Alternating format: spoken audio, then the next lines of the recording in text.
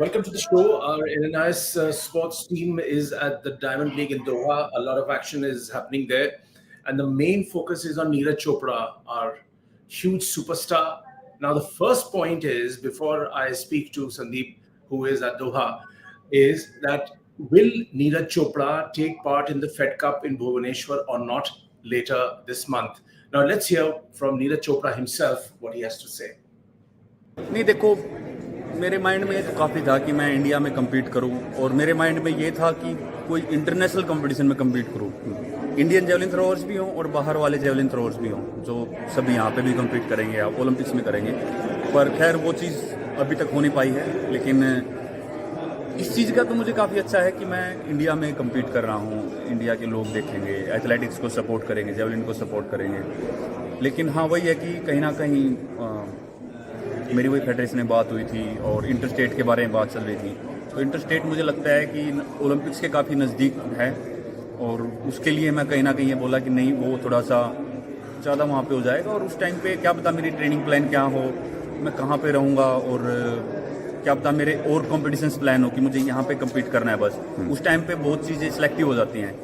तो इसलिए मैंने डिसाइड किया कि हाँ, दोहा से ज़्यादा दूर भी नहीं है इंडिया, और जाके कम्पीट कर सकते हैं, और ये कहीं ना कहीं अच्छा एक्सपीरियंस रहेगा। और बिल्कुल मैं चाहता हूँ, मेरे दिमाग में ये नहीं है बिल्कुल भी कि यार मैं फेडरेशन कप क्यों खेलने जाऊँ जब मैं बाहर इतने ओलंपिक्स खेल रहा हूँ या वर्ल्ड चैम्पियनशिप, ऐसा बिल्कुल नहीं है। मैं चाहता हूँ कि मैं इंडिया में खेलूँ, इंडियन एथलीट्स के बीच में कम्पीट करूँ, और एथलेटिक्स को और ज़्यादा लोग फॉलो करें और ज़्यादा लोग देखें, क्योंकि मुझे ये पता है कि हाँ, हम कुछ एथलीट्स हैं भी जो एथलेटिक्स को उठा सकते हैं इंडिया में, और हमारे अंदर कैपेसिटी है वर्ल्ड लेवल पे कुछ करने की। तो इसलिए मुझे लगता है कि ये काफ़ी अच्छा रहेगा।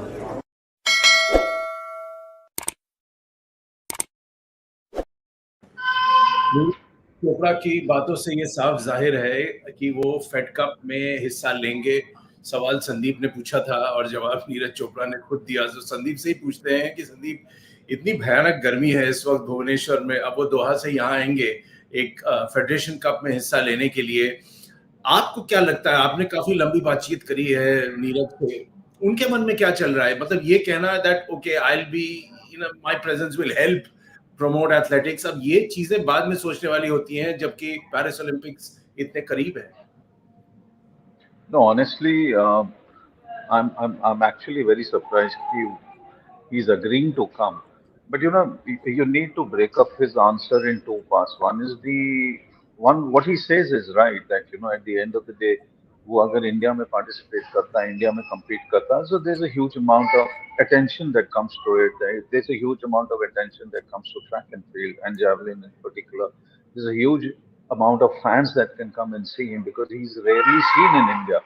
But at the same time, I don't know. Is actually which I asked him that what does his coach feel, that isn't this a disruption? It's not about कि वो short flight है दोहा से, 7-8 घंटे की फ्लाइट आप Europe से भी India आते हैं तो इतनी कोई खास लंबी नहीं है। जब आप बिजनेस या फर्स्ट क्लास में आते हैं, आराम से आते हैं, चले जाते हैं।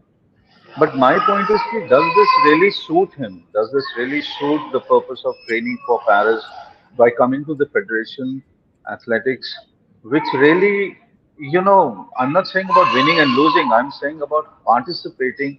Does that make any sense for Neeraj to come to the Fed? Or is it a stop on his training course to Paris? I honestly don't think so. And to make athletics popular can be done at any point of time after the Paris Olympics. The point I'm trying to emphasize is very simple, that will this really help him? I don't think so. Will this be a disruption? I don't know, honestly, because this is for the coaches to decide. His management team must have really thought about it.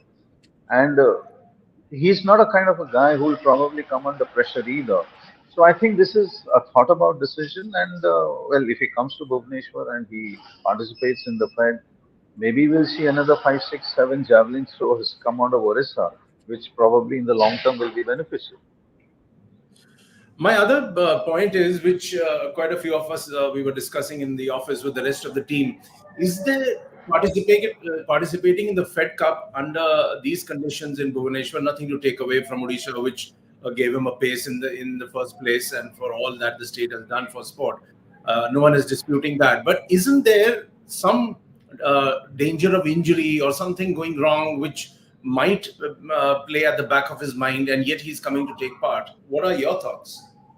No, of course it will. Of course, I think more than Chopra, I think his team also is going to be worried because, listen, I mean, if you're hitting 46, 47 in the afternoon in Bhubaneswar, how much is it going to be in the evening? Yes, there's a sea breeze that comes in from Puri that'll probably cool it down by another 10 degrees, 8 degrees, but it's still going to be 36, 37, and this is peak of summer. This is not 2017, if I clearly remember, the Federation Athletics in Patiala, where it was 42 degrees and Chopra was participating there. Of course, Chopra was not Neeraj Chopra in 2017, the athlete that we see today.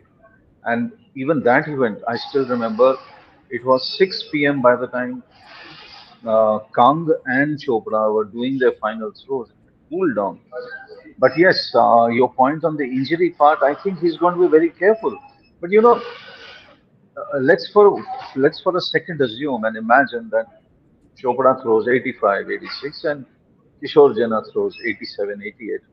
Is this going to play on Chopra's mind? Is he going to say, "Hey, I'm running number two. I got one throw to go, and I need to win"?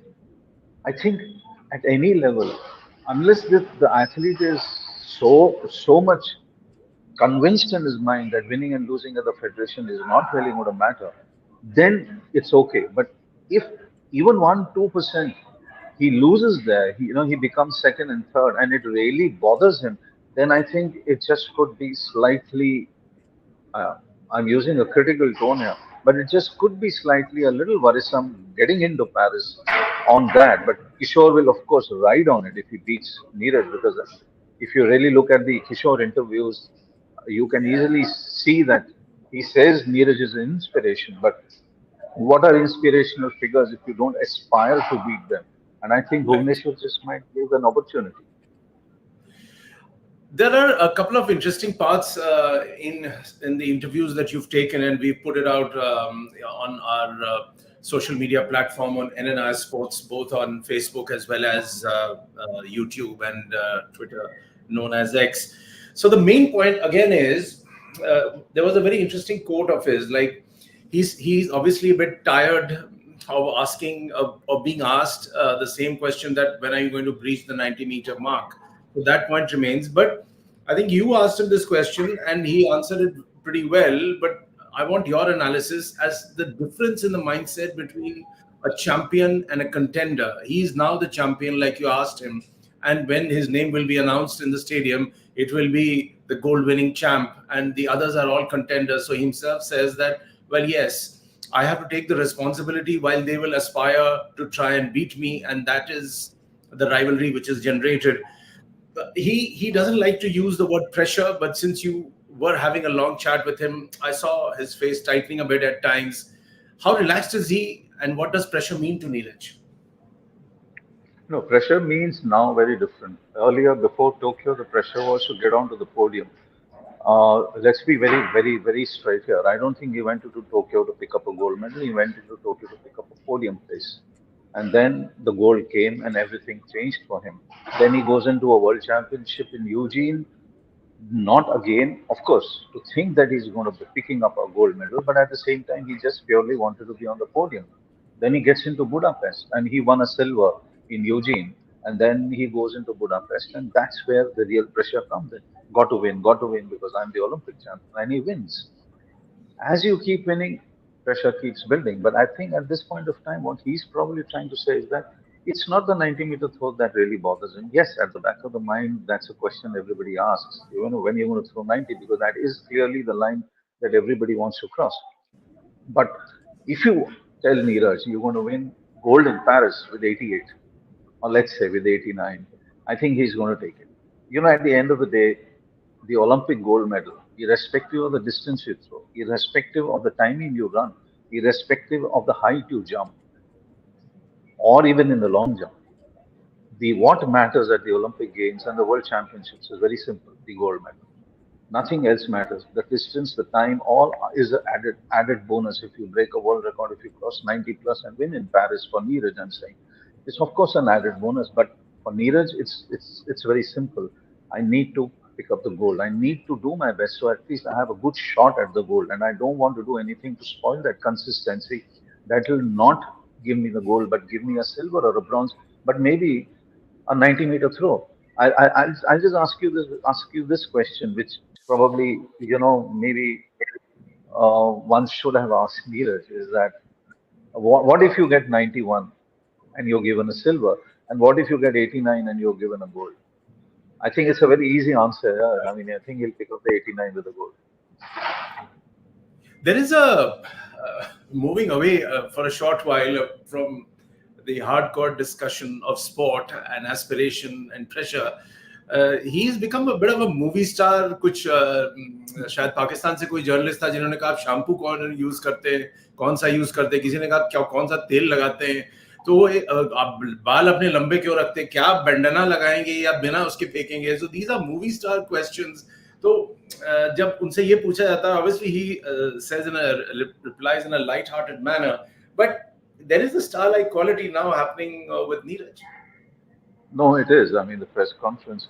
If you have what an Olympic and world champion sitting to his left, world champion sitting to his left, Steve Gardiner sitting to his right, who was the Olympic 400-meter champion, and it's a struggle to have the audience ask, or rather the media ask questions to the others, and 80% of the questions are flowing to Neeraj Chopra, then we know who the superstar is out there, even for foreign media, even for a lot of people. And I remember Doha from last year when there were American media around. I think they are lesser in number this time because there are not many Americans in the field this time.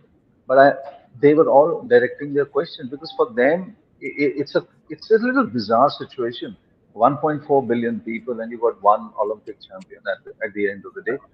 But it still demands an answer as to how come Neeraj Chopra came through, and is everything happening, or is sub junior development happening to have more Neeraj Chopra? I think all of these are probably questions and answers they want from Neeraj, and that's how the whole direction of the questioning goes towards him.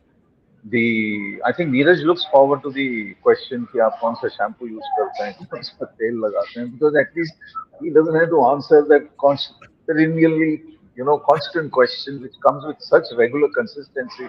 90 meter कब होगा, आप क्या करेंगे, pressure कैसे लेते हैं. So at the end of the day, there are only that many questions you can ask Neeraj Chopra, and every journalist, including me, हम जब भी question करते हैं, हमको लगता है कि यार हमारा सवाल तो ऐसा था जिससे सब कुछ बदल गया. So for him it is, he also must be looking at us. I think every journalist feels that, my question was the best in the world, and Neeraj probably, and what is amazing is he answers every question seriously. And let's assume for once, and I'm not saying that this is true, even if you assume that he's acting in a way that यार मुझे ये answer देना है, अच्छी तरह देता हूँ. He genuinely does that. He genuinely gives you a fantastic answer, even if your question is probably the most stupid question in the world and the most asked question in the world. So the tail and shampoo come as a distraction, and he enjoys it probably to a large extent. Let's do a quick chat on Kishore Jena, because his name is propping up continuously.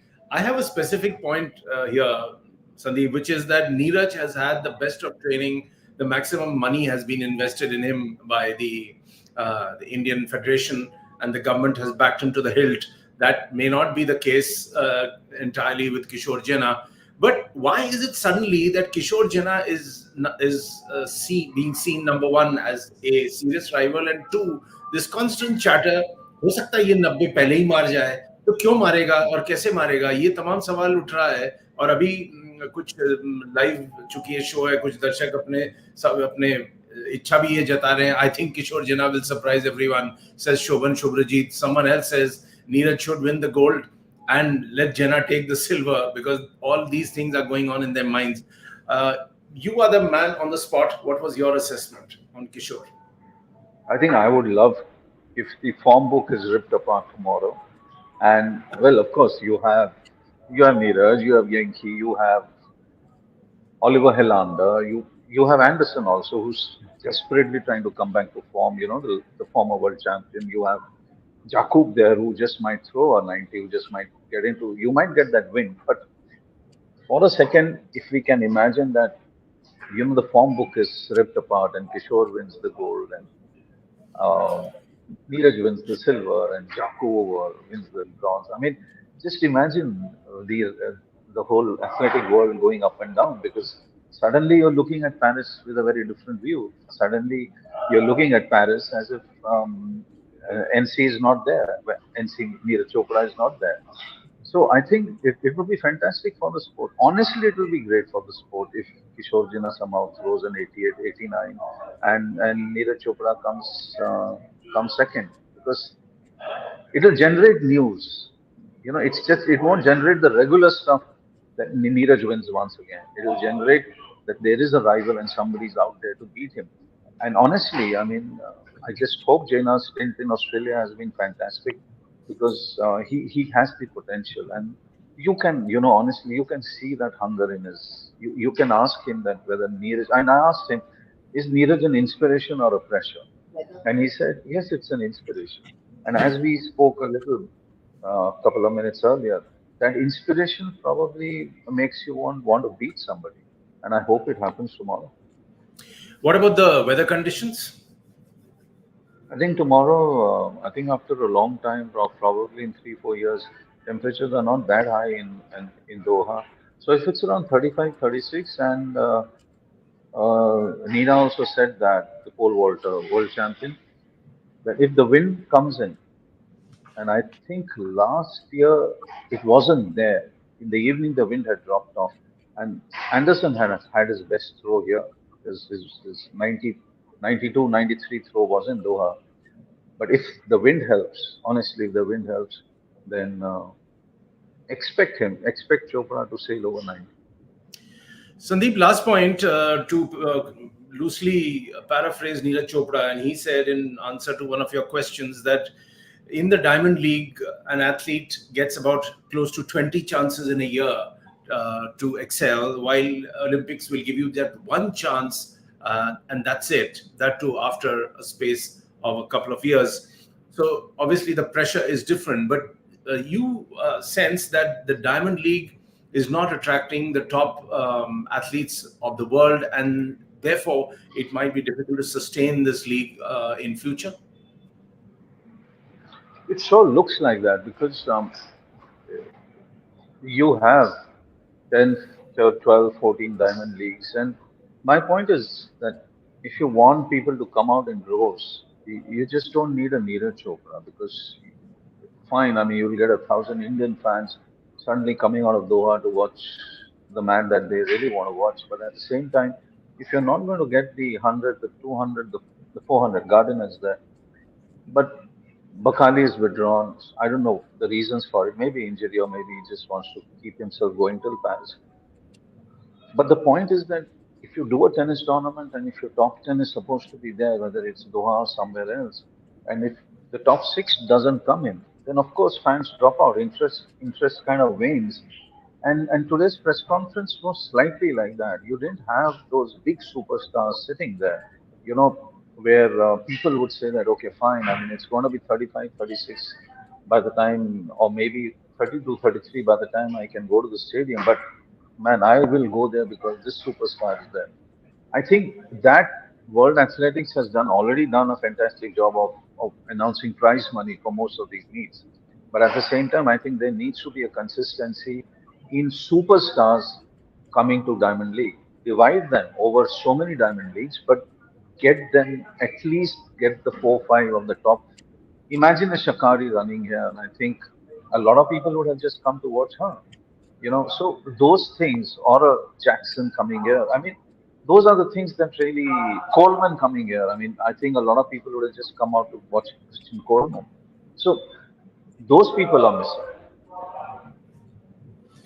Certainly. So for today, that's a wrap, Sandeep, and we'll keep touching base as this event goes on, and all eyes will now be tomorrow on Neeraj and Jena. And you have a nice day. Take care, and let's hope for the best. Goodbye for now, and thanks for. Thank you.